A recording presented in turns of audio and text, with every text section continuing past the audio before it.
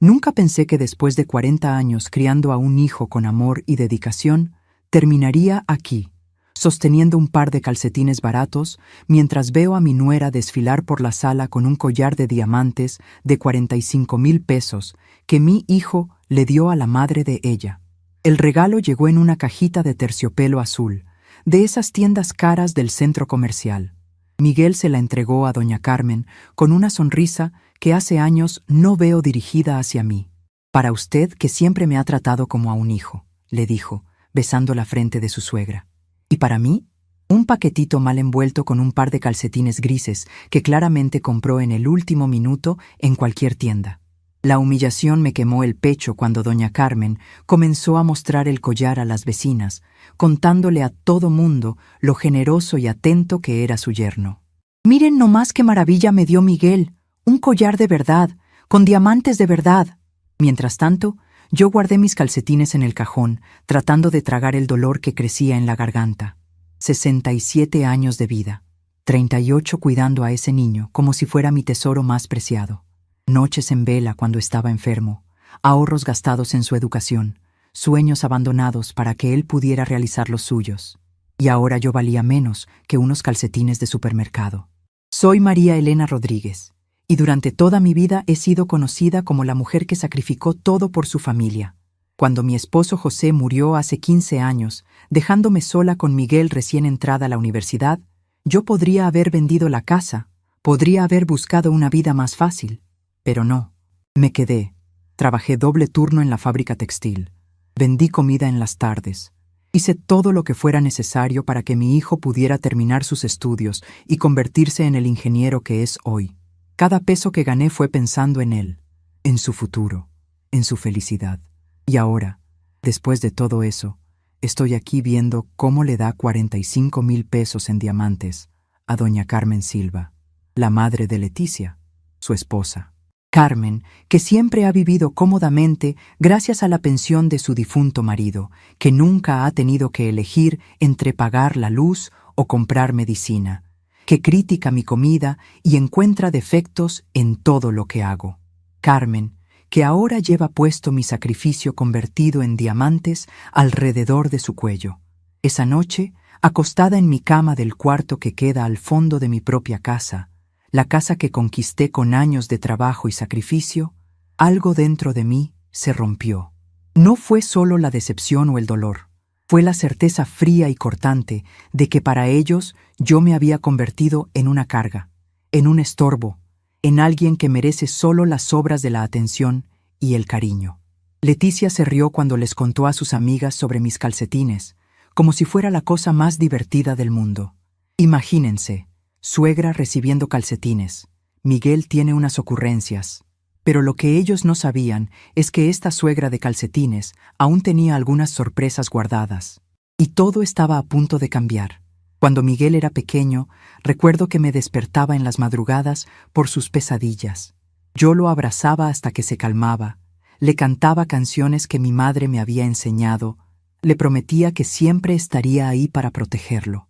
«Mamá», me decía con su vocecita de niño asustado, «tú nunca me vas a dejar, ¿verdad?». Y yo, como todas las madres del mundo, le prometía que nunca, que siempre sería su mamá, que siempre lo amaría más que a nada en esta vida. 30 años después, él cumplió esa promesa a su manera.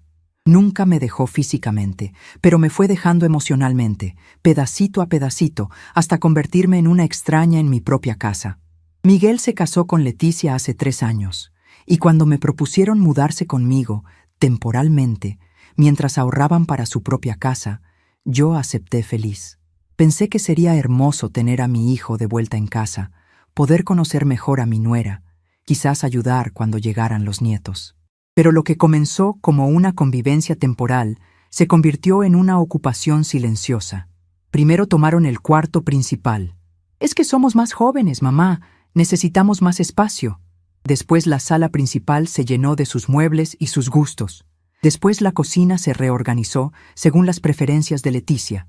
Poco a poco, yo fui retrocediendo hacia el fondo de mi propia casa, como un fantasma que se desvanece lentamente. Mi cuarto de costura se convirtió en la oficina de Miguel. Mi jardincito trasero se llenó con las plantas que a Leticia le gustaban, no las que yo había cuidado durante años. Mi cocina se reorganizó para acomodar los hábitos alimenticios de ellos, sus horarios, sus invitados. Y yo, en algún momento de estos 3 años, me convertí en una inquilina incómoda en el hogar que había construido con 40 años de trabajo. La rutina diaria se volvió un recordatorio constante de mi nueva posición en la jerarquía familiar.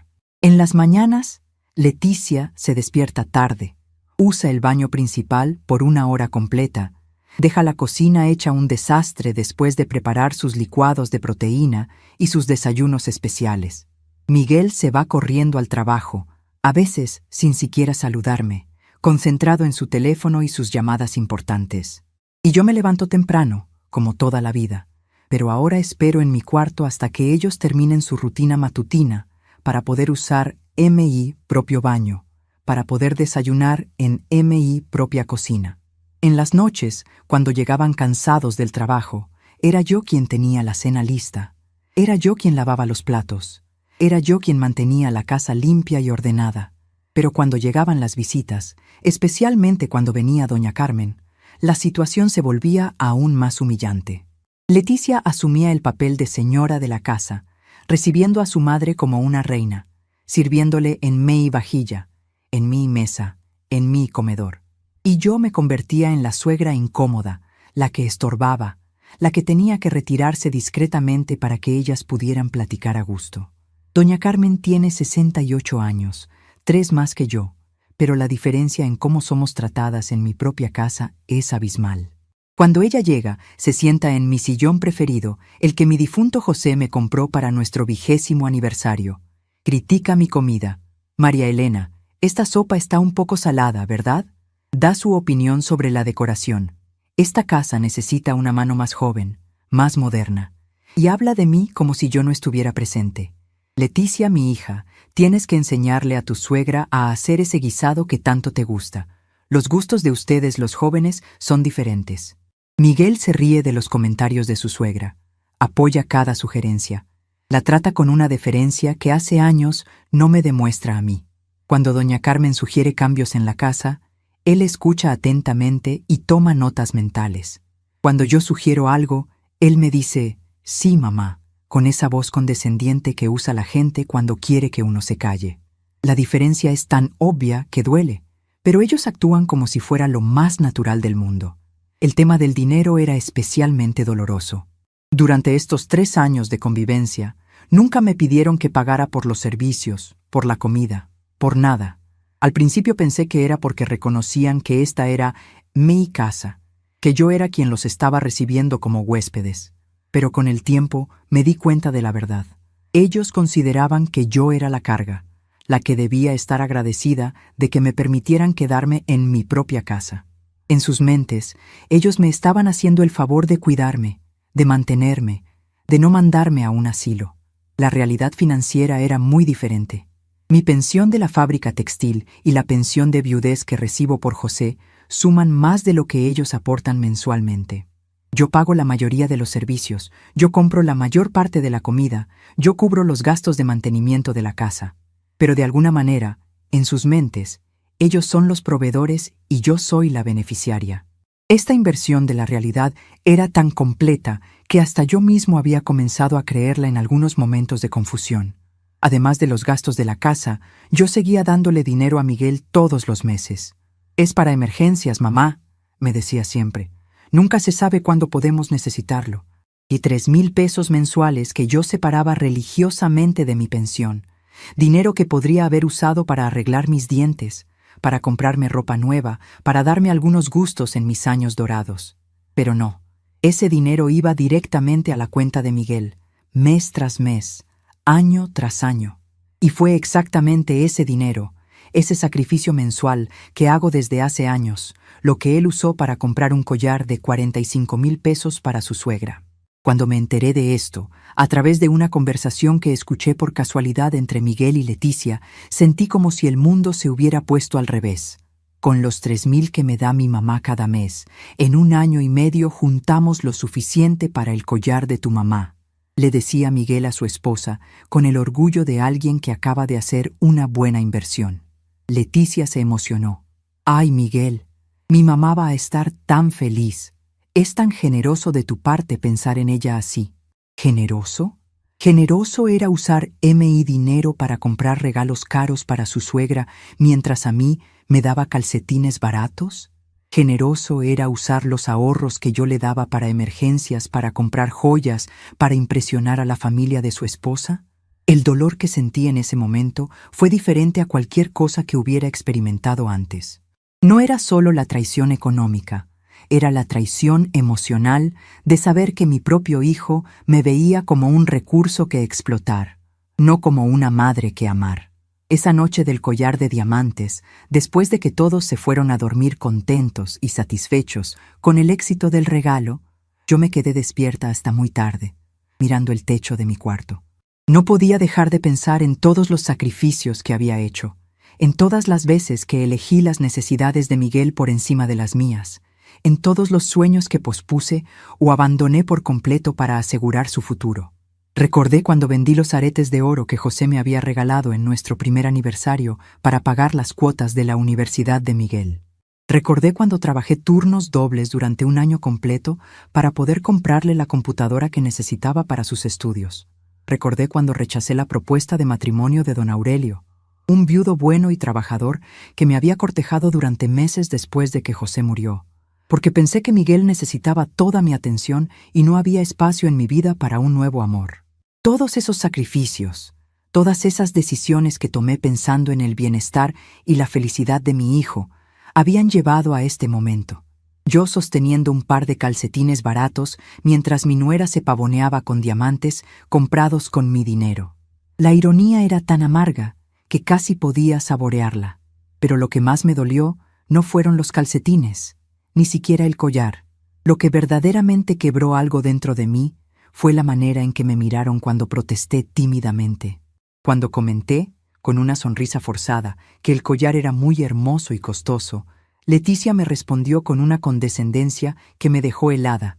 «Ay, suegra, usted no entiende estas cosas. Mi mamá está acostumbrada a cierto nivel de vida. Es diferente». ¿Diferente? ¿Diferente en qué sentido? Doña Carmen nunca trabajó fuera de casa, siempre dependió económicamente de su marido.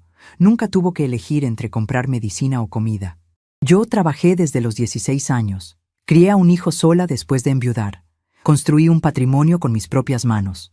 Pero según Leticia, Carmen merecía diamantes y yo merecía calcetines porque ella estaba acostumbrada a cierto nivel de vida. Miguel no dijo nada durante este intercambio.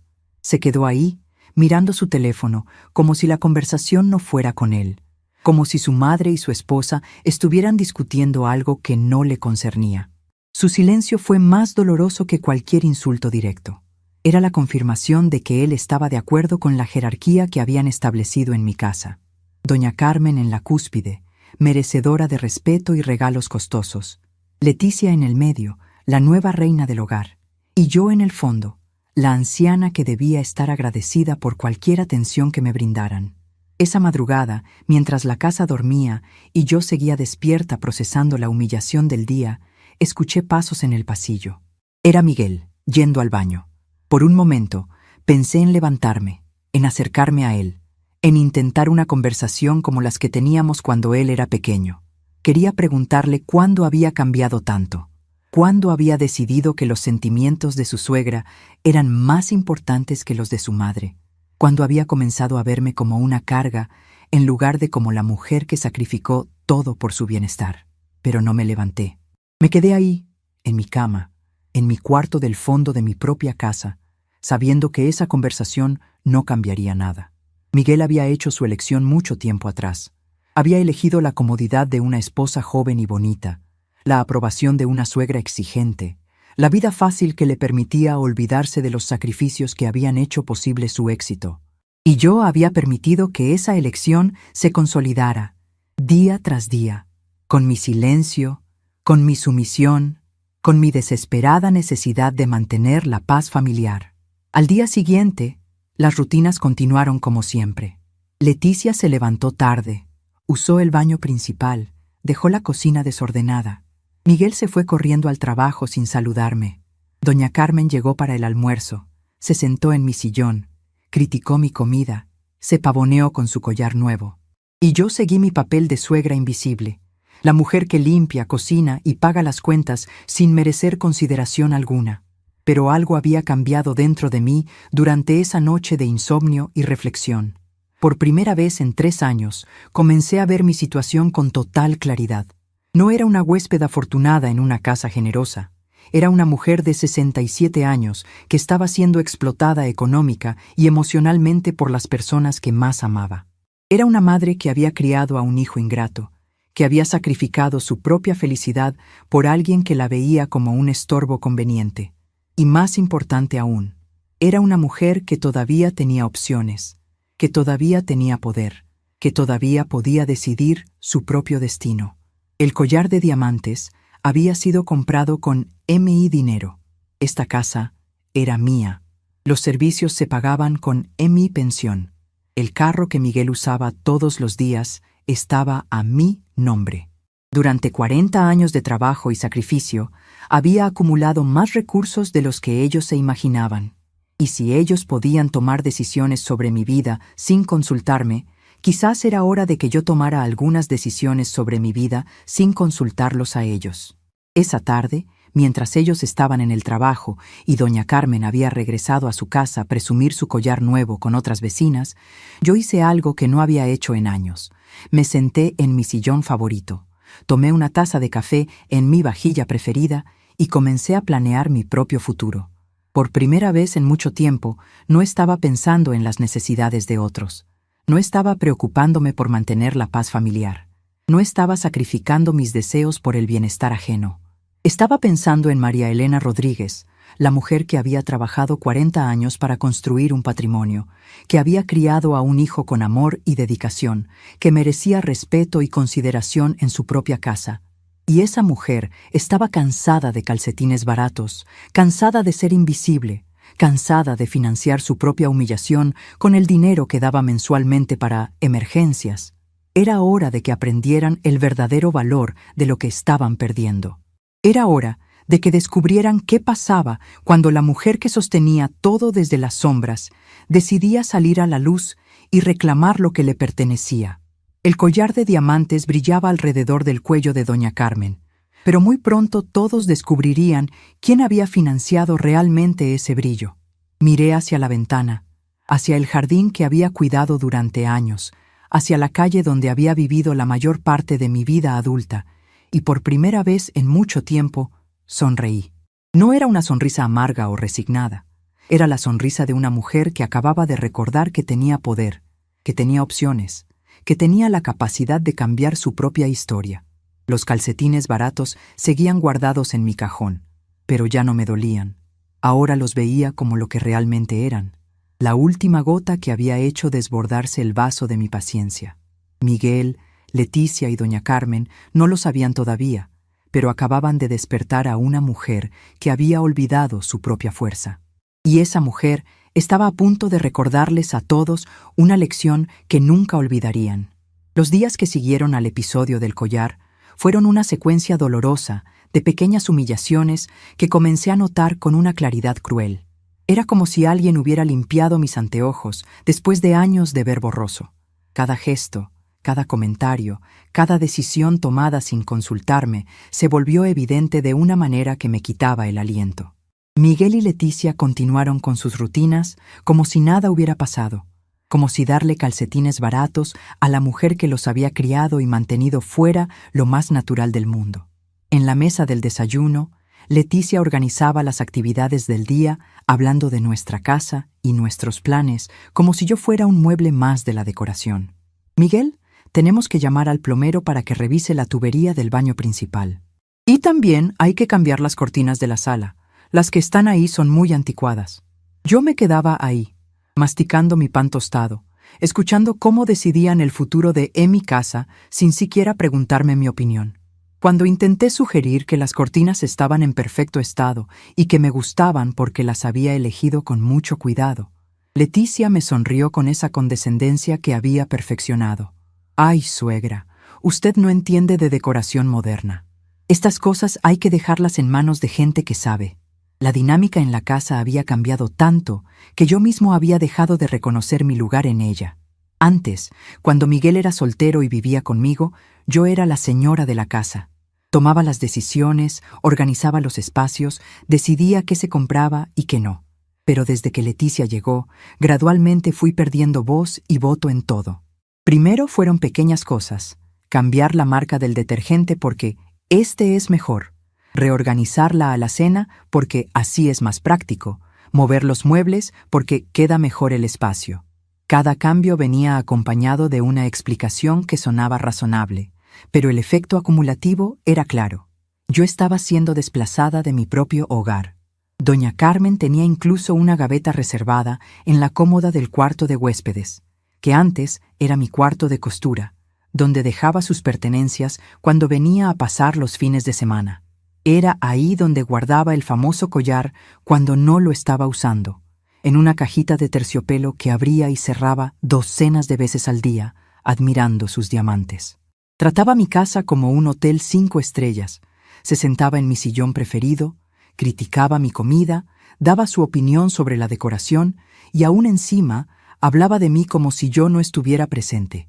Esta casa necesita una reforma, Miguel. Tu madre no tiene mucho gusto para estas cosas modernas. Miguel asentía con todo. Se reía de los comentarios maliciosos, apoyaba cada sugerencia. Cuando sugerí que tal vez podríamos hacer las comidas todos juntos como una familia, Leticia puso los ojos en blanco. Suegra, nosotros tenemos nuestra rutina. Usted entiende, ¿verdad? Esa palabra, usted, se había vuelto como una pared entre nosotros. Antes Miguel me decía, tú, me trataba con la familiaridad del cariño. Ahora, influenciado por los modales formales de su esposa, había adoptado esa distancia que duele más que cualquier insulto directo. Las memorias llegaban en oleadas que me dejaban sin aire. Miguel pequeño, con fiebre en mis brazos, mientras yo caminaba 3 kilómetros hasta el centro de salud porque no teníamos dinero para el camión. Miguel adolescente, pidiéndome una bicicleta que costaba 2 meses de mi salario, y yo vendiendo mis joyas para realizar su sueño. Miguel joven, necesitando dinero para la universidad, y yo haciendo horas extras, lavando ropa para afuera, vendiendo tamales en la puerta de la fábrica. Cada peso que gané fue pensando en el futuro de él, en la felicidad de él. Recordé vívidamente el día que José murió. Miguel tenía 23 años y estaba en su último semestre de universidad. El funeral fue un martes lluvioso, y mientras bajaban el ataúd de mi esposo, lo único que podía pensar era en cómo iba a seguir pagando la colegiatura de mi hijo. José había dejado una pequeña pensión, pero no era suficiente. Esa misma noche, mientras Miguel lloraba por su padre, yo ya estaba calculando cuántas horas extra necesitaría trabajar, cuántos tamales tendría que vender, cuántos sacrificios tendría que hacer para que él pudiera graduarse sin deudas. Y lo logré. Me las arreglé para que Miguel se graduara sin deber un peso, para que tuviera la ceremonia que se merecía, para que empezara su vida profesional sin las cargas económicas que habían marcado la mía. Pensé que cuando él tuviera éxito, cuando fuera económicamente estable, podríamos tener la relación madre-hijo que siempre había soñado, que él me vería no solo como su madre, sino como su compañera de vida, su confidente, la persona que más lo amaba en el mundo. Pero en algún momento, entre su graduación y su matrimonio, Miguel había reescrito la historia de su vida. En su versión nueva, él era un hombre exitoso por sus propios méritos, que había superado las dificultades de perder a su padre joven gracias a su esfuerzo personal. Mi papel se había reducido al de una madre básica que había hecho lo mínimo indispensable. Los sacrificios se habían vuelto invisibles. Los años de privaciones se habían borrado de su memoria selectiva. Esto se hizo especialmente evidente una tarde cuando llegaron unos amigos de la universidad a visitarlo. Yo estaba en la cocina preparando botanas, escuchando sin querer la conversación en la sala. Uno de sus amigos comentó: «Miguel, qué suerte tienes de haber podido estudiar sin trabajar. Yo tuve que trabajar medio tiempo y fue durísimo». La respuesta de Miguel me dejó helada. Sí, la verdad es que mi papá dejó una buena pensión cuando murió. Mi mamá nunca ha tenido que preocuparse por el dinero. ¿Nunca me había preocupado por el dinero? ¿La pensión de José había sido suficiente? Tuve que sentarme porque las piernas me temblaron de la impresión. Miguel había reescrito completamente los años más difíciles de nuestras vidas. Había borrado de un plumazo todos mis sacrificios, todas las noches que me quedé despierta calculando gastos, todas las veces que comí frijoles para que él pudiera comer carne. Esa noche, cuando se fueron sus amigos, no pude contenerme. Miguel, le dije cuando estuvimos solos, escuché lo que le dijiste a Roberto sobre la pensión de tu papá. Se puso incómodo inmediatamente. ¿Qué pasa, mamá? La pensión de tu papá nunca fue suficiente para pagar tu universidad. Yo trabajé doble turno durante 4 años para que tú pudieras estudiar sin preocupaciones. Se quedó en silencio un momento, y luego me respondió con una frialdad que me desconcertó. Mamá, no exageres. Yo sé que tuviste que trabajar un poco más, pero tampoco fue para tanto. ¿Un poco más? ¿No fue para tanto? En ese momento entendí que Miguel no solo había olvidado mis sacrificios, sino que los había minimizado tanto en su mente que ya no existían. Para él, yo era una madre que había hecho lo normal, lo básico, lo que cualquier madre haría. Nunca había sido una heroína que movió cielo y tierra para asegurar su futuro. Era solo una mujer que había trabajado un poco más de lo normal. Esa conversación me marcó profundamente porque me di cuenta de que la ingratitud de Miguel no era nueva. Llevaba años desarrollándose, años minimizando mi papel en su éxito, años reescribiendo nuestra historia familiar para sentirse mejor consigo mismo. Y yo, en mi desesperación por mantener la relación, había permitido esa reescritura. Había aceptado el papel secundario que él me había asignado en su vida. Ahora, 3 años después de esa conversación, las cosas habían empeorado exponencialmente. No solo había minimizado mis sacrificios pasados, sino que había comenzado a explotarme económicamente en el presente.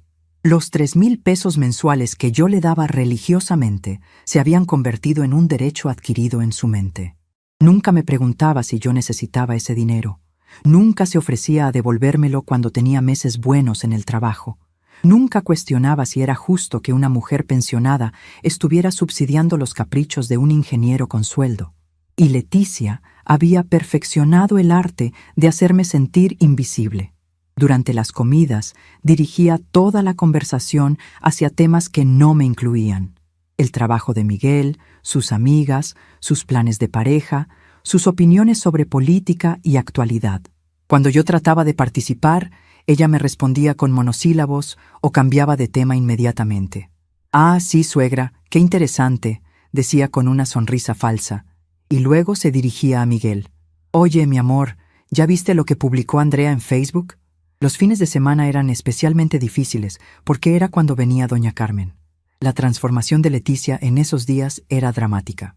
Se levantaba temprano, preparaba desayunos elaborados, arreglaba la casa con flores frescas, se vestía con sus mejores ropas, recibía a su madre como si fuera una visita de estado, con abrazos efusivos y preguntas detalladas sobre su salud, sus amigas, sus planes, y yo me volvía aún más invisible, si eso era posible.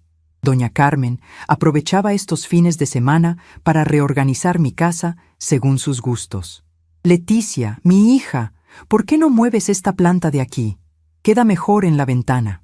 «Miguel, deberías convencer a tu mamá de cambiar estos cuadros. Están muy pasados de moda. Esta vajilla ya está muy vieja. ¿No crees que sería buena idea renovarla?»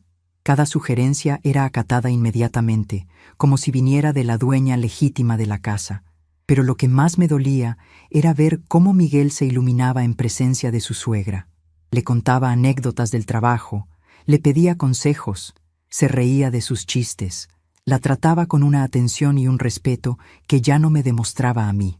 Era como ver a M.I. hijo relacionándose con la madre que él hubiera preferido tener, mientras yo me quedaba ahí, siendo tolerada por cortesía. Una tarde, mientras doña Carmen mostraba el collar por enésima vez a una vecina que había venido de visita, escuché una conversación que me partió el corazón por dentro. «Ay, Carmen, qué suerte tienes de tener un yerno tan generoso», le decía la vecina. «Sí, la verdad es que Miguel es como el hijo que nunca tuve. Es tan atento, tan cariñoso. No como mi propia hija, que casi ni me visita. Y luego, bajando la voz, pero no lo suficiente como para que yo no la escuchara. La mamá de él es muy diferente. Es de esas señoras que se amargan con la edad. ¿Amargada? ¿Yo estaba amargada? Quizás tenían razón. Quizás después de 40 años de sacrificios sin reconocimiento, después de 3 años de ser tratada como una inquilina molesta en mi propia casa, después de financiar mi propia humillación con los 3,000 pesos mensuales que le daba a mi hijo, quizás sí me había vuelto amargada. Pero la pregunta real era, ¿tenía derecho a estar amargada? ¿O incluso eso me estaba prohibido? Esa noche, después de que doña Carmen se fuera a su casa llevándose su collar de 45,000 pesos y sus opiniones sobre mi decoración anticuada, me quedé sola en la cocina lavando los platos. Era una escena que se repetía todos los fines de semana. Ellos disfrutando de la visita, charlando en la sala, y yo limpiando los trastos, guardando la comida, ordenando el desorden que habían dejado. Mientras lavaba las copas en las que habían brindado por no sé qué celebración, miré por la ventana hacia el patio trasero, donde José y yo habíamos plantado un naranjo cuando Miguel tenía 10 años. El árbol había crecido mucho, daba naranjas dulces cada temporada, y Miguel de niño se subía a recogerlas para hacer agua fresca. Ahora ni siquiera recordaba que ese árbol existía, mucho menos que lo habíamos plantado pensando en él, imaginando los años futuros cuando él trajera a sus propios hijos a recoger naranjas con su abuela. Las lágrimas comenzaron a caer sin que me diera cuenta. No eran lágrimas dramáticas, sino el tipo de llanto silencioso y constante que sale cuando el corazón está demasiado cansado para contener más dolor. 40 años trabajando para hacer realidad los sueños de mi hijo, y ahora estaba aquí, llorando sola en mi propia cocina mientras él se reía en la sala con su esposa, planeando cambios en mi casa como si yo ya no existiera. Pero entonces, en medio de ese dolor, algo comenzó a cambiar dentro de mí. Era como si una voz interior, que había estado callada durante años, comenzara a hablar más fuerte que la voz de la resignación. María Elena, me decía esa voz, tú construiste esta vida. Tú pagaste esta casa, tú criaste a ese hijo, tú tienes derecho a ser respetada en tu propio hogar. Sequé mis lágrimas y miré alrededor de la cocina. Cada electrodoméstico había sido comprado con mi dinero. Cada plato que estaba lavando había sido pagado con mi trabajo. La estufa donde cocinaba para ellos todos los días la había elegido yo, con mi gusto, con mi presupuesto. Esta no era su casa donde yo era tolerada por bondad. Esta era mi casa, donde ellos vivían por mi generosidad. Al día siguiente, lunes por la mañana, después de que Miguel y Leticia se fueran a trabajar, hice algo que no había hecho en meses. Me vestí con mi mejor ropa y salí a caminar por mi colonia. No tenía un destino específico. Solo quería recordar cómo se sentía salir de esa casa que se había vuelto una prisión emocional. Caminé por las calles donde había vivido durante 20 años. Saludé a los vecinos que me conocían desde que Miguel era niño. Me detuve en la panadería donde compraba el pan dulce que tanto le gustaba a José. Don Ramiro, el panadero, me reconoció inmediatamente. «Doña María Elena, hacía mucho que no la veía por aquí. ¿Cómo está?» Su pregunta simple me tomó por sorpresa. ¿Cómo estaba? Hacía tanto tiempo que nadie me preguntaba genuinamente cómo me sentía que por un momento no supe qué responder. «Bien, don Ramiro, aquí andamos», respondí automáticamente. Pero él me miró con esos ojos sabios que da la experiencia de toda una vida. «¿De verdad está bien, doña? La veo un poco triste». Su observación me quebró. Este hombre, que apenas me conocía como cliente, había notado en 5 minutos lo que mi propio hijo no había visto en meses. «La verdad, don Ramiro, han sido tiempos difíciles. ¿Quiere platicarme?» A veces ayuda a desahogarse con alguien que no esté tan involucrado.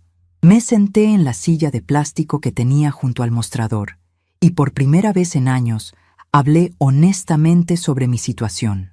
Le conté sobre los calcetines y el collar, sobre cómo me sentía invisible en mi propia casa, sobre los 3,000 pesos mensuales que daba sin cuestionamientos, sobre la manera en que doña Carmen había tomado mi lugar como la matriarca respetada de la familia. Don Ramiro me escuchó sin juzgar, asintiendo de vez en cuando, ofreciéndome un vasito de agua cuando mi voz se quebró.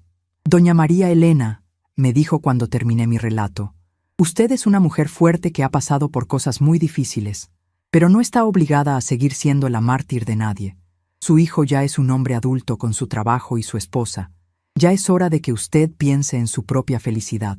Sus palabras eran simples, pero tenían una verdad que me resonó profundamente. Regresé a casa esa tarde con una perspectiva diferente. En lugar de entrar silenciosamente por la puerta trasera, como había desarrollado la costumbre, entré por la puerta principal. En lugar de dirigirme inmediatamente a la cocina para preparar la cena, me senté en mi sillón favorito de la sala. Cuando Miguel y Leticia llegaron del trabajo y me vieron ahí, parecieron genuinamente sorprendidos. «Mamá, ¿qué haces sentada aquí?», me preguntó Miguel como si fuera extraño que yo estuviera en mi propia sala. «Estoy descansando en mi casa», respondí con una tranquilidad que me sorprendió a mí misma. «¿Ya no preparaste la cena?», preguntó Leticia con un tono que sugería que yo había fallado en mis obligaciones. «Hoy decidí tomarme un descanso. Pueden pedir algo por teléfono o cocinar ustedes mismos». El silencio que siguió fue tenso y prolongado. Era la primera vez en 3 años que yo no había asumido automáticamente la responsabilidad de alimentarlos. Era la primera vez que había puesto mis necesidades antes que las de ellos. Y era la primera vez que había hablado como la dueña de la casa que era, no como una empleada doméstica agradecida. Miguel y Leticia intercambiaron miradas que no pudieron interpretar. Finalmente, Miguel preguntó: «¿Está todo bien, mamá? Te veo diferente». «Estoy perfectamente bien, hijo. Solo estoy empezando a recordar algunas cosas que había olvidado». «¿Qué tipo de cosas?», insistió. «Cosas como que esta es mi casa, que ustedes viven aquí por mi generosidad y que merezco ser tratada con respeto en mi propio hogar». Era la primera vez que verbalizaba esta realidad, y las palabras salieron con una fuerza que no sabía que tenía. Miguel se veía incómodo. Leticia parecía entre molesta y confundida. Pero yo me sentí más libre de lo que me había sentido en años. Era como si hubiera estado conteniendo la respiración durante mucho tiempo y finalmente hubiera podido exhalar. Esa noche, mientras ellos hablaban en voz baja en su cuarto, probablemente discutiendo mi extraño comportamiento, yo me acosté en mi cama con una sensación de calma que no experimentaba desde hacía mucho tiempo. Por primera vez en años me había puesto en primer lugar. Por primera vez en años había actuado como la dueña de mi propia vida. Y esto era solo el comienzo. Si ellos podían tomar decisiones sobre mi casa, mi dinero y mi lugar en la familia sin consultarme, entonces yo también podía tomar algunas decisiones sin consultarlos. El collar de diamantes de doña Carmen brillaba en mi mente como un símbolo de todo lo que estaba mal en mi situación. Pero ese collar había sido comprado con mi dinero, y era hora de que todos recordaran exactamente quién tenía el poder real en esta casa. La mañana siguiente trajo una claridad extraña, como si hubiera despertado de un sueño largo y confuso. Me levanté temprano, como toda la vida, pero esta vez no fue para adelantarme a las rutinas de ellos. Me levanté porque quería ver el amanecer desde mi propia ventana, en mi propia casa, sin prisa, sin presiones, sin la sensación de estar estorbando en mi propio hogar. Miré en el espejo y vi a una mujer que había pasado la vida entera sirviendo a otros, olvidándose de sí misma. Pero yo aún estaba aquí, aún respiraba, aún tenía fuerzas. Y principalmente, aún era la dueña de mi propia casa y de mis propios bienes. Mientras Miguel y Leticia salieron para el trabajo, llevándose a doña Carmen para un almuerzo especial en celebración al collar, otra celebración financiada indirectamente por mí, hice la primera llamada que cambiaría todo. «Buenos días. Me gustaría hablar con un abogado sobre cuestiones de patrimonio». Mi voz sonó más firme de lo que esperaba, como si hubiera estado practicando esta conversación durante años. El licenciado Hernández, el abogado que me atendió el mismo día, era un hombre serio, de lentes, que escuchó mi historia sin juzgarme. «Señora María Elena, ¿la casa está a su nombre?» «Sí, siempre había estado». «¿El coche también?» «También». «Entonces usted tiene total derecho de hacer lo que quiera con sus bienes». Le expliqué sobre el collar de 45,000 pesos, sobre los calcetines, sobre cómo me sentía en mi propia casa. Él movió la cabeza con comprensión. «Desafortunadamente veo muchos casos así. Hijos que olvidan de dónde vinieron». Cuando salí del despacho, llevaba conmigo una certeza que no había sentido en años. Yo aún tenía control sobre mi propia vida. Comencé a buscar un departamento pequeño pero acogedor del otro lado de la ciudad, lejos de humillaciones y calcetines baratos. No quería algo grande o lujoso. Solo quería un espacio que fuera completamente mío, donde nadie pudiera hacerme sentir invisible o no deseada. La búsqueda del departamento se convirtió en una aventura secreta que me llenaba de energía. Cada mañana, después de que ellos se fueran, yo salía a ver opciones.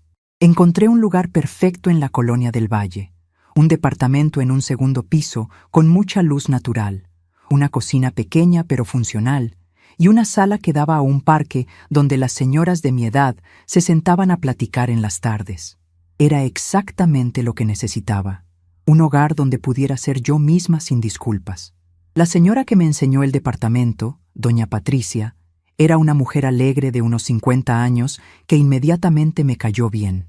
¿Está usted buscando un lugar para retirarse tranquila?, me preguntó mientras abríamos las ventanas para que entrara el aire fresco. Algo así, le respondí.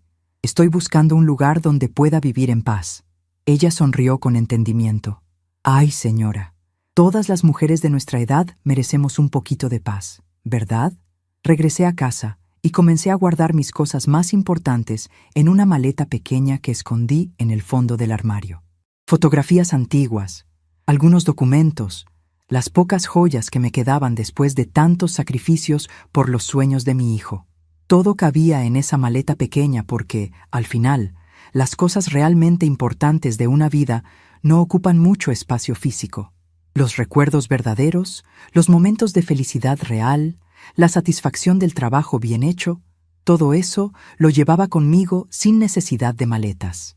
Miguel llegó animado esa tarde, contando sobre el almuerzo. Mamá, tenías que ver lo elegante que se veía doña Carmen con el collar.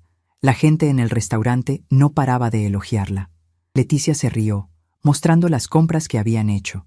Ay, suegra, le trajimos más calcetines. Estaban en oferta. Más calcetines. Como si los calcetines fueran lo único que yo merecía de la vida, después de una vida entera de sacrificios. Sonreí y agradecí, tragándome la humillación junto con mi dignidad pisoteada. Pero esa noche, después de la cena donde nuevamente fui servida al final y tratada como una pieza de la decoración, subí a mi cuarto y comencé a poner mi plan en acción. Primero, llamé a una inmobiliaria. Quiero vender mi casa, con urgencia. El corredor se emocionó cuando supo la ubicación y las condiciones del inmueble. ¡Ay, señora María Elena! En una zona como esa, con seguridad conseguimos un buen precio rapidito. La casa estaba en una de las mejores colonias de la ciudad, en una zona que se había valorizado mucho en los últimos años. Lo que José y yo habíamos comprado como una casa modesta para criar a nuestra familia, ahora era una propiedad muy codiciada. El corredor me explicó que podría obtener casi 2 millones de pesos por ella, una cantidad que me permitiría comprar mi departamento nuevo y vivir cómodamente el resto de mi vida sin depender de nadie. Después, comencé a observar los hábitos de doña Carmen. Ella tenía la costumbre de dejar el collar en la peinadora todas las noches, admirándolo como una niña con un juguete nuevo. Los viernes llegaba temprano para pasar el fin de semana, y los domingos por la noche regresaba a su casa presumiendo sus experiencias del fin de semana con nosotros. Si ellos pensaban que podían descartarme como un objeto viejo, pronto descubrirían que aún había algunas sorpresas reservadas para ellos. Durante las siguientes 2 semanas, perfeccioné mi rutina de espionaje silencioso. Aprendí sus horarios exactos, sus costumbres, sus conversaciones privadas. Una noche, escuchando desde la cocina mientras lavaba los platos, oí una conversación entre Miguel y Leticia que terminó de convencerme de que mi plan era necesario. Cuando heredemos todo esto, decía Miguel señalando la casa, vamos a hacer una remodelación completa. Esta casa tiene potencial, pero necesita una cara nueva. ¿Y tu mamá?, preguntó Leticia. Ay, mi amor, mi mamá ya está grande. Probablemente en unos años va a necesitar cuidados especiales. Hay unos asilos muy bonitos por aquí cerca. Hablaban de mi futuro como quien planea las vacaciones del año próximo, con una frialdad que me heló la sangre. Era eso entonces. Yo me había convertido simplemente en un obstáculo entre ellos y una herencia que aún ni existía. Una inconveniente que ocupaba espacio en la casa que ellos ya consideraban suya. Al día siguiente, aceleré mis preparativos. El departamento en Del Valle estaba listo, el contrato de renta firmado y pagado por 6 meses adelantados. La casa tenía 3 compradores interesados dispuestos a pagar al contado. Solo faltaba el momento perfecto para ejecutar mi plan. Ese momento llegó el viernes siguiente, cuando doña Carmen arribó para su fin de semana habitual de reina en mi casa.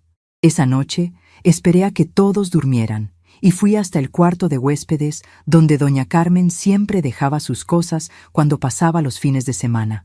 Ella estaba ahí ese fin de semana, pero dormía profundamente después del vino de la cena. Abrí cuidadosamente el cajón de ella y tomé la cajita de terciopelo.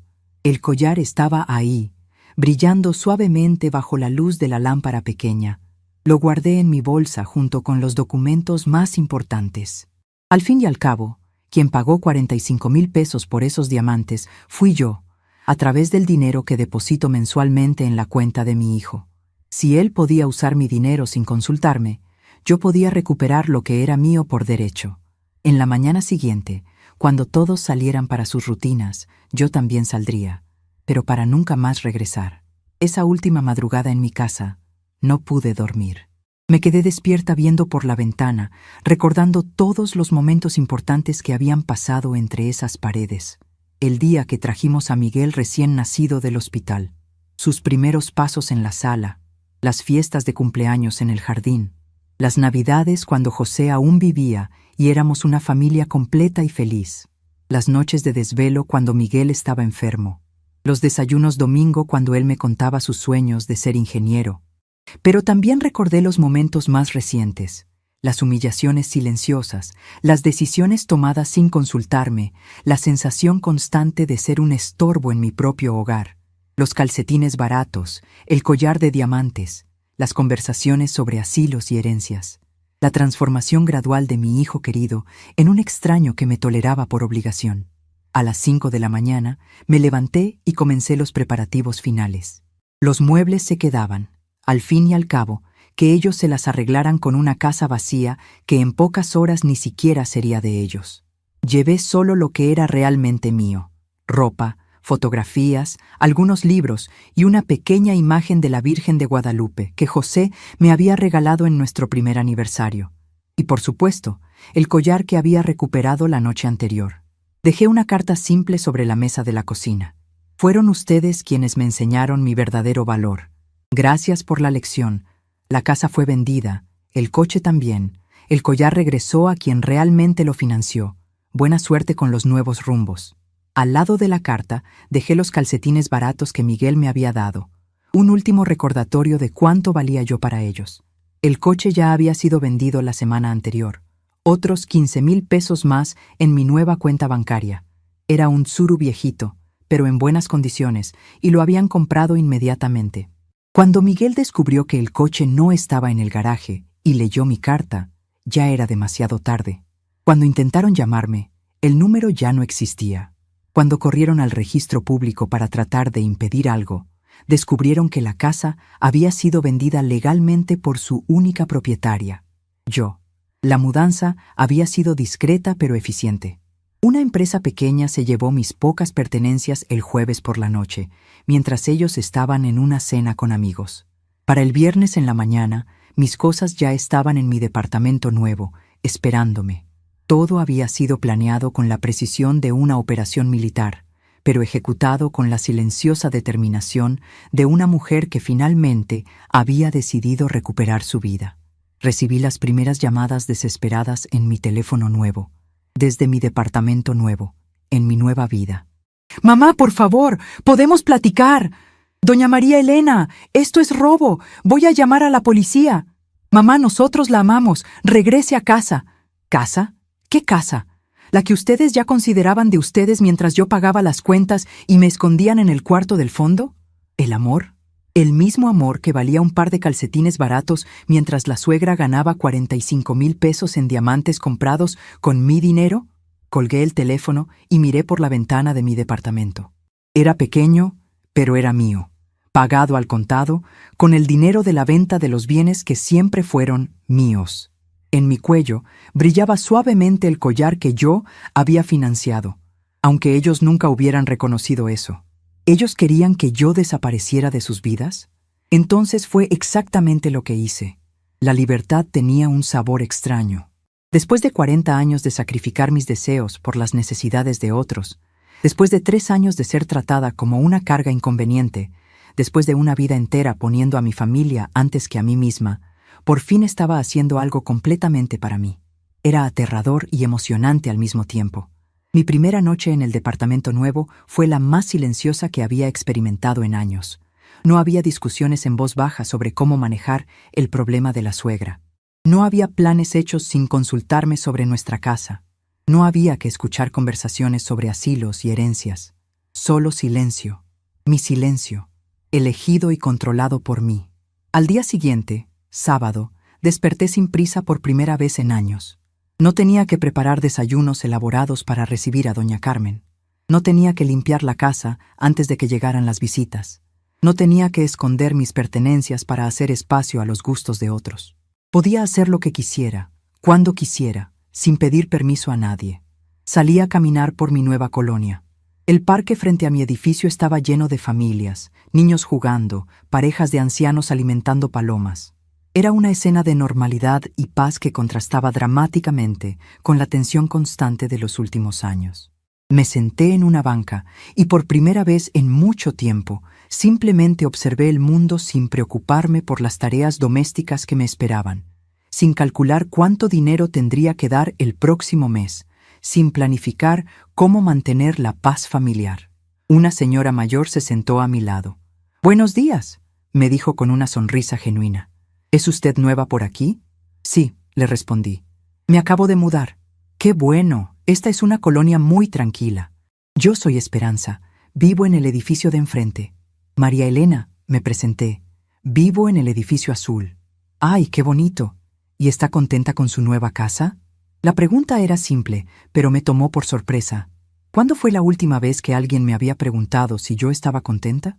«Sí», le dije, y me sorprendió darme cuenta de que era completamente cierto. «Estoy muy contenta». Esperanza sonrió. Se le nota en la cara. Hay algo en los ojos de las mujeres cuando finalmente encontramos nuestro lugar en el mundo. Sus palabras me resonaron profundamente. Quizás eso era exactamente lo que había estado buscando sin saberlo. Mi lugar en el mundo. Pasamos el resto de la mañana platicando. Esperanza me contó sobre la colonia, sobre los vecinos, sobre las actividades que organizaban las señoras del área. Los martes tenemos club de lectura en la biblioteca. Los jueves, clases de baile en el centro comunitario. Los sábados, caminatas grupales en el parque. Si le interesa, puede acompañarnos cuando guste. Era una vida completamente diferente a la que había conocido. Una vida donde mi tiempo era mío, donde podía elegir mis actividades, donde podía hacer amistades basadas en intereses compartidos, no en obligaciones familiares. Regresé a mi departamento esa tarde con una sensación de posibilidades infinitas. Por primera vez en años, el futuro se veía como una página en blanco que yo podía llenar como quisiera, no como una serie de obligaciones y sacrificios predeterminados. Podía leer los libros que quisiera, ver los programas que me gustaran, cocinar solo lo que se me antojara. Podía gastar mi dinero en mí misma sin sentir culpa. Podía hacer planes sin consultar con nadie. Esa noche, mientras preparaba una cena sencilla solo para mí, mi teléfono nuevo sonó otra vez. Esta vez era un número que no reconocía. Contesté por curiosidad. «Mamá, soy Miguel. Conseguí su número nuevo. Por favor, necesitamos hablar». Su voz sonaba diferente, menos segura, más suplicante. «Hola, Miguel», le respondí con una calma que me sorprendió. «¿Cómo conseguiste mi número?» «No importa eso ahora. Mamá, por favor, regrese. Podemos arreglar todo». «¿Arreglar qué exactamente?», le pregunté. «Todo está exactamente como debe estar. Yo estoy en mi casa, ustedes están en su nueva situación y cada quien tiene lo que se merece. Mamá, usted no puede hablar en serio. No puede vender la casa familiar, no puede llevarse las cosas, no puede desaparecer así». «¿Por qué no puedo? Era mi casa, eran mis cosas, es mi vida. Por primera vez en años estoy tomando decisiones sobre mi propia existencia. El silencio del otro lado de la línea fue largo. Finalmente, Miguel habló con una voz que no había escuchado desde que era niño. Vulnerable, asustada, perdida. Mamá, nosotros, no sabíamos que usted se sentía tan mal. Miguel, le dije con una mezcla de tristeza y firmeza. Ustedes no sabían porque no les importaba saber. Durante 3 años me convertí en una sombra en mi propia casa. Durante 3 años financié mi propia humillación con el dinero que te daba cada mes. Durante 3 años escuché conversaciones sobre asilos y herencias, como si yo fuera un obstáculo que superar. Eso no es cierto, mamá. Nosotros la queremos. Miguel, el amor no son solo palabras. El amor son acciones, respeto, consideración. ¿Cuándo fue la última vez que me preguntaste cómo me sentía? ¿Cuándo fue la última vez que consideraste mi opinión antes de tomar una decisión que afectaba mi casa? ¿Cuándo fue la última vez que me trataste como a tu madre y no como a una empleada? ¿Doméstica? Otra pausa larga. Podemos cambiar, mamá. Podemos hacer las cosas diferentes. Miguel, le dije con una serenidad que venía de un lugar muy profundo. Yo ya cambié. Ya encontré la manera de hacer las cosas diferentes. Y por primera vez en años, soy feliz. Colgué el teléfono y lo apagué completamente. Me serví una copa de vino, algo que no había hecho en años porque Leticia siempre tenía opiniones sobre señoras de mi edad tomando alcohol. Y me senté en mi sillón nuevo, en mi sala nueva, en mi vida nueva. El collar de diamantes brillaba suavemente sobre la mesa de centro, recordándome que a veces, para recuperar lo que es nuestro, tenemos que estar dispuestas a perder lo que creíamos que necesitábamos. Afuera, las luces de la ciudad comenzaban a encenderse. Era sábado por la noche, y por primera vez en 3 años no tenía que preocuparme por preparar la casa para la visita de doña Carmen al día siguiente. No tenía que escuchar comentarios sobre mi comida, mi decoración, mis decisiones. No tenía que ser invisible en mi propio hogar. Por primera vez en mucho tiempo, era simplemente María Elena Rodríguez, una mujer libre, independiente y dueña de su propio destino. 3 semanas habían pasado desde mi liberación cuando recibí la visita que había estado esperando. Un golpe suave en mi puerta me sorprendió una tarde de jueves mientras leía tranquilamente en mi sillón nuevo. Al abrir, encontré a Miguel parado ahí, con una expresión que no había visto en años. Humilde, perdida, casi infantil. No venía con la seguridad del ingeniero exitoso que se había vuelto. Venía como el niño que una vez corrió hacia mí cuando tenía miedo. «Hola, mamá», me dijo con una voz que temblaba ligeramente. «Hola, Miguel», le respondí, sin invitarlo a pasar inmediatamente. Quería que entendiera que este era mi espacio ahora, que aquí las reglas las ponía yo. «¿Cómo conseguiste mi dirección?» «Don Ramiro, el panadero», admitió. Le supliqué que me dijera dónde estaba usted. Está muy preocupado por usted. Lo invité a pasar, pero no por lástima o nostalgia. Lo hice porque quería que viera con sus propios ojos lo que su madre había construido con su propia fuerza. Quería que entendiera que yo no era la anciana indefensa que necesitaba ser rescatada de su propia impulsividad. Era una mujer que había tomado decisiones inteligentes y estaba viviendo las consecuencias positivas de esas decisiones. Miguel miró alrededor del departamento con sorpresa genuina. Era pequeño comparado con la casa que había vendido, pero cada rincón reflejaba mis gustos, mis decisiones, mi personalidad. Las plantas que había elegido sin que nadie las criticara. Los cuadros que me gustaban sin importar si eran modernos o no. La vajilla que usaba porque me hacía feliz, no porque impresionara a las visitas. «Mamá», comenzó, sentándose en el sillón que le ofrecí, «necesito pedirle perdón». Sus palabras me tomaron por sorpresa, no porque las hubiera esperado, sino porque sonaban genuinas. «¿Perdón por qué, específicamente?», le pregunté. No iban a hacer este proceso fácil para él. Si quería mi perdón, tendría que demostrar que realmente entendía qué había hecho mal. «Por todo», me dijo, y sus ojos se llenaron de lágrimas. Por tratarla como si fuera un estorbo en su propia casa. Por usar su dinero sin consultarla.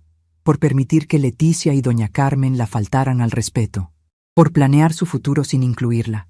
Por darle calcetines baratos mientras le compraba un collar caro a mi suegra con el dinero que usted me daba cada mes. Era la primera vez en años que Miguel reconocía completamente la realidad de lo que había pasado. No estaba minimizando, no estaba justificándose, no estaba culpando a otros. Estaba asumiendo la responsabilidad completa de sus acciones y sus consecuencias. ¿Y qué espera que haga con estas disculpas?, le pregunté. ¿Que regrese corriendo a la situación anterior como si nada hubiera pasado? No, mamá, me respondió, sorprendiéndome de nuevo. No espero eso. Sé que las cosas no pueden volver a ser como antes. Sé que no tengo derecho a pedirle que regrese. Solo vine a decirle que ahora entiendo lo que hice y que si pudiera cambiar el pasado, lo haría. Le serví café en mi vajilla favorita, la que había estado guardada durante años porque Leticia prefería usar vajillas más prácticas para el día a día. ¿Cómo está Leticia?, le pregunté. No porque me importara realmente su bienestar, sino porque tenía curiosidad sobre cómo estaban manejando las consecuencias de mis decisiones. Miguel suspiró profundamente. Leticia está muy afectada. La pérdida de la casa, tener que mudarse a un departamento pequeño, conseguir todos los muebles nuevos, ha sido difícil para ella, pero creo que también está empezando a entender algunas cosas. ¿Qué tipo de cosas? Que usted no era la que dependía de nosotros. Éramos nosotros los que dependíamos de usted. Era satisfactorio escuchar que finalmente habían entendido la dinámica real de poder en nuestra situación. Pero la satisfacción venía sin amargura, sin deseo de venganza. Era simplemente la tranquilidad de saber que la verdad había salido a la luz. ¿Y doña Carmen?, pregunté, tocando inconscientemente el collar que llevaba puesto. Miguel notó el gesto y bajó la mirada. Muy enojada. Dice que usted le robó el collar, que va a demandarla. ¿Y tú qué le dijiste? Le dije la verdad, que el collar se compró con el dinero que usted me daba cada mes, que técnicamente usted tenía más derecho a ese collar que ella. ¿Y cómo tomó esa información? Miguel se vio incómodo. No muy bien. Dice que Leticia le había prometido que el collar sería suyo para siempre, que era una injusticia que usted se lo hubiera llevado. Es interesante cómo las personas pueden convencerse de que merecen cosas que nunca les pertenecieron. Miguel se quedó en silencio por un momento largo. Luego me preguntó, ¿puede perdonarme, mamá? No para que las cosas vuelvan a ser como antes, sino para que pueda vivir sin esta culpa que me está matando. Su pregunta me tocó porque era honesta. No estaba pidiendo perdón para manipularme o para conseguir algo. Estaba pidiendo perdón porque genuinamente se sentía mal por lo que había hecho. Miguel, le dije, tomando su mano por primera vez en años, te perdono, pero perdonarte no significa que voy a olvidar lo que pasó, o que voy a regresar a una situación que me hacía infeliz. Te perdono porque eres mi hijo y te amo, pero también porque yo necesito perdonarte para poder vivir en paz. Las lágrimas que había estado conteniendo finalmente salieron. Miguel lloró como no había llorado desde que era niño, con esos sollozos profundos que vienen cuando alguien finalmente entiende la magnitud de lo que ha perdido. Yo no lloré, pero sí sentí una liberación profunda. El perdón no era para él, era para mí. ¿Hay alguna manera de que podamos tener una relación, mamá? No como antes, sino algo nuevo, algo mejor. Su pregunta era vulnerable y esperanzada al mismo tiempo. Sí, le dije después de pensarlo cuidadosamente, pero tendrá que ser bajo condiciones completamente diferentes. Le expliqué mis términos. Nos veríamos cuando yo quisiera, en mi espacio o en lugares neutrales. No más visitas sorpresa, no más expectativas de que yo fuera la abuela disponible las 24 horas. No más consejos no pedidos sobre cómo debía vivir mi vida. Y definitivamente, no más dinero mensual. Esa época había terminado para siempre. Entiendo, me dijo, y pude ver que realmente lo entendía. ¿Y Leticia? ¿Hay alguna posibilidad de que ustedes puedan...? Miguel, lo interrumpí. Leticia me faltó al respeto durante 3 años. Me hizo sentir invisible en mi propia casa. Permitió que su madre me humillara constantemente. No tengo ningún interés en tener una relación con ella. Ni siquiera si ella pidiera perdón. Especialmente si ella pidiera perdón, le respondí, porque sabría que no sería genuino. Leticia no cree que hizo algo malo. Cree que yo soy una anciana loca que reaccionó exageradamente. Una disculpa de alguien que no entiende por qué se está disculpando no vale nada. Miguel asintió tristemente, pero pude ver que entendía mi posición. Y si en el futuro ella realmente cambia, si realmente entiende lo que hizo. Miguel, le dije con paciencia, yo tengo 67 años. No tengo tiempo ni energía para esperar a que otras personas maduren o cambien. Estoy enfocada en vivir mi vida de la manera más plena y feliz posible. Leticia puede cambiar o no cambiar, pero eso ya no es mi problema. Terminamos nuestra conversación en una nota de tranquila resignación mutua. Miguel entendía que había perdido a la madre que daba todo sin esperar nada a cambio. Yo había ganado un hijo que finalmente me respetaba como persona independiente. Era una relación completamente diferente, pero quizás más honesta que la anterior. Después de que se fue, me senté en mi sillón y reflexioné sobre la conversación. No sentía triunfo ni venganza, sentía paz. Miguel había aprendido una lección valiosa sobre el respeto, la gratitud y las consecuencias de nuestras acciones. Yo había aprendido que nunca es demasiado tarde para recuperar nuestra dignidad y autonomía. Esa noche, mientras preparaba mi cena sencilla, miré el collar de diamantes que ahora descansaba en mi joyero personal. Ya no lo usaba todos los días, no porque me diera pena, sino porque ya no necesitaba ese símbolo externo de mi victoria. La verdadera victoria estaba en despertarme cada mañana en mi propio espacio, tomando mis propias decisiones, viviendo según mis propios términos. 3 días después, Miguel me llamó para preguntarme si podía visitarme el siguiente fin de semana. Solo yo, aclaró rápidamente. Leticia entiende que no es bienvenida. Acepté, no porque necesitara su compañía, sino porque quería darle la oportunidad de conocer a la nueva María Elena, la mujer que había emergido de las cenizas de años de sacrificio y sumisión. Cuando llegó ese sábado, trajo consigo algo que no esperaba: respeto genuino. Me preguntó sobre mi nueva vida, sobre mis nuevas amistades, sobre mis planes futuros. No como alguien que estaba evaluando mi capacidad mental, sino como alguien genuinamente interesado en mi bienestar y felicidad. «Mamá», me dijo mientras tomábamos café en mi pequeño balcón, «usted se ve diferente, más viva». «Me siento viva», le respondí. «Por primera vez en años me siento completamente viva». Y era verdad. Había redescubierto partes de mí misma que creía perdidas para siempre: mi sentido del humor, mi amor por la lectura, mi disfrute de las conversaciones sin propósito específico, mi capacidad de hacer amistades genuinas. Miguel se fue esa tarde con la promesa de llamarme durante la semana y visitarme cuando yo quisiera recibirlo. Era una relación nueva, construida sobre bases completamente diferentes: respeto mutuo, límites claros y la comprensión de que el amor no significa sacrificarlo todo por los otros.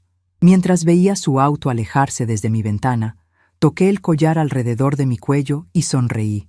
No era una sonrisa de venganza cumplida, sino de lección aprendida. Había recuperado no solo mis bienes materiales, sino algo mucho más valioso: mi dignidad, mi autonomía y mi derecho a ser feliz en mis propios términos. 6 meses habían pasado desde que dejé atrás la vida de humillaciones y calcetines baratos. Mi departamento pequeño se había transformado en un verdadero hogar, con plantas en el balcón, libros en los estantes y la paz que había olvidado que existía. Despierto cuando quiero, como lo que me gusta, veo los programas que me interesan. No hay nadie sirviéndome al final, nadie hablando de mí como si fuera un mueble inconveniente. El silencio de mi nueva rutina no está vacío, es liberador. Las llamadas desesperadas disminuyeron con el tiempo. Al principio eran diarias: Miguel llorando por teléfono, Leticia prometiendo cambios, hasta doña Carmen pidiendo disculpas por el collar. Pero yo había aprendido una lección valiosa: cuando alguien muestra quién realmente es, hay que creerle la primera vez. Ellos mostraron que yo valía menos que calcetines de supermercado, que mi amor de toda una vida podía ser descartado por conveniencia. Ahora yo mostré que una mujer de 67 años todavía puede tener la última palabra sobre su propia vida. Hoy, sentada en mi sillón, que es realmente mi sillón, miro el collar de diamantes en la peinadora y sonrío. No se trata del dinero o las joyas. Se trata de dignidad, del derecho a ser respetada en mi propia casa, del valor que siempre tuve pero que había olvidado. Miguel y Leticia aprendieron que despreciar a quien nos ama tiene consecuencias. Doña Carmen descubrió que no todo brillo dura para siempre, y yo aprendí que nunca es tarde para empezar de nuevo, para elegir la propia felicidad, para decir no a lo que nos hace daño. Mi nueva vida tiene rutinas simples pero profundamente satisfactorias. Los martes voy al club de lectura con Esperanza y otras señoras del barrio. Discutimos novelas, compartimos café, nos reímos de cosas que solo nosotras entendemos. Los jueves tomo clases de baile en el centro comunitario. Al principio me daba pena, pero ahora disfruto la música, el movimiento, la sensación de mi cuerpo recordando que todavía está vivo y capaz de alegría.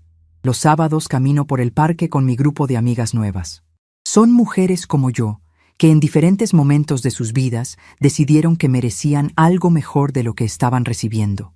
Carmen, de 62 años, dejó a un esposo que la menospreciaba después de 40 años de matrimonio. Rosa, de 70, se mudó sola por primera vez en su vida después de que sus hijos adultos trataran de controlar cada aspecto de su día a día. Todas tenemos historias similares. Todas encontramos la fuerza para cambiar nuestras vidas cuando parecía demasiado tarde. Miguel cumple su palabra. Me llama una vez por semana y me visita cuando yo acepto recibirlo. Nuestras conversaciones son diferentes ahora. Ya no habla de sus problemas esperando que yo los resuelva. Ya no asume que mi tiempo y mi energía están disponibles automáticamente para él. Me pregunta sobre mis actividades, respeta mis decisiones, trata mis opiniones como valiosas. Es la relación madre-hijo que siempre quise tener, pero que tomó una crisis completa para conseguir. Leticia intentó visitarme una vez, 2 meses después de mi mudanza. Llegó con lágrimas en los ojos y disculpas ensayadas, pero yo le dije la verdad. No tenía ningún interés en reconstruir una relación con alguien que me había faltado al respeto durante años. Pero suegra, me dijo, yo no sabía que usted se sentía así. Leticia, le respondí, no sabías porque no te importaba saber. Esa es exactamente la razón por la cual esta conversación es innecesaria. Doña Carmen, por supuesto, sigue furiosa por el collar. Según Miguel, ha consultado abogados, ha amenazado con demandas, ha contado su versión de la historia a todo el que quiera escuchar. Pero la verdad es simple y legal. El collar fue comprado con mi dinero, por mi hijo, que vivía en mi casa como mi huésped. Yo simplemente recuperé lo que era mío por derecho. Sus amenazas no me preocupan porque mi conciencia está tranquila. La soledad que tanto temía nunca llegó. Mi vida está llena de personas que me valoran, actividades que disfruto, momentos de paz que había olvidado que existían. Leo libros que había pospuesto durante años. Veo películas que Miguel y Leticia consideraban aburridas. Escucho música que me gusta sin que nadie critique mis gustos. A veces, en las tardes silenciosas, pienso en todo lo que sacrifiqué durante los años de maternidad y cuidado. Los sueños aplazados, las oportunidades perdidas, los momentos de felicidad personal que pospuse por el bienestar de otros. No me arrepiento de esos sacrificios porque fueron hechos con amor genuino. Pero ahora entiendo que el amor no requiere la destrucción completa del yo. Se puede amar profundamente y aún mantener la dignidad personal. El dinero de la venta de la casa me permite vivir cómodamente sin depender de nadie. Tengo mi propio seguro médico, mis propios ahorros, mi propio plan para el futuro. Si algún día necesito cuidados especiales, los pagaré yo misma, en el lugar que yo elija, bajo las condiciones que yo determine. Nunca más seré una carga para nadie porque nunca más permitiré que me traten como si lo fuera. Miguel está aprendiendo a ser independiente de maneras que debería haber aprendido años atrás. Sin mi subsidio mensual, él y Leticia tuvieron que ajustar su estilo de vida, hacer presupuestos reales, tomar decisiones financieras responsables. Es una lección tardía, pero necesaria. A los 38 años, finalmente está madurando en un adulto completamente autosuficiente. En mi peinadora, junto al collar de diamantes, guardo una fotografía de José y yo en nuestro 20º aniversario. Él está sonriendo con esa sonrisa que guardaba solo para mí, y yo estoy radiante de felicidad. Esa mujer de la foto merecía respeto, amor y consideración. Le tomó muchos años recordarlo, pero finalmente lo hizo. Cuando las amigas nuevas me preguntan si extraño mi vida anterior, les digo la verdad. Extraño al Miguel niño que me abrazaba cuando tenía pesadillas, Pero no extraño al Miguel adulto, que me trataba como una empleada doméstica. Extraño la ilusión de tener una familia unida, pero no extraño la realidad de ser invisible en mi propia casa. Esta mañana, mientras regaba las plantas de mi balcón, una vecina joven me preguntó si tenía consejos para ella, que está luchando con problemas familiares similares. Señora María Elena, me dijo, ¿cómo supo que era el momento de irse? Le respondí con la sabiduría que solo se gana a través de la experiencia. Mija, cuando te das cuenta de que estás pidiendo prestada tu propia felicidad a personas que nunca te la van a devolver, es momento de tomar decisiones diferentes. El collar brilla suavemente bajo la luz de la tarde, pero ya no es un símbolo de victoria sobre otros. Es un recordatorio de victoria sobre mi propio miedo, mi propia costumbre de ponerme en último lugar, mi propia creencia de que no merecía algo mejor.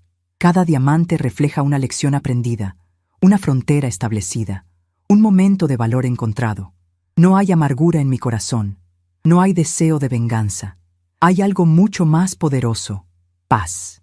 La paz que viene de saber que tomaste las decisiones correctas en el momento correcto, que defendiste tu dignidad cuando nadie más lo haría, que encontraste la fuerza para cambiar lo que parecía imposible de cambiar. A veces, el mayor recomienzo es el silencio que decidimos mantener.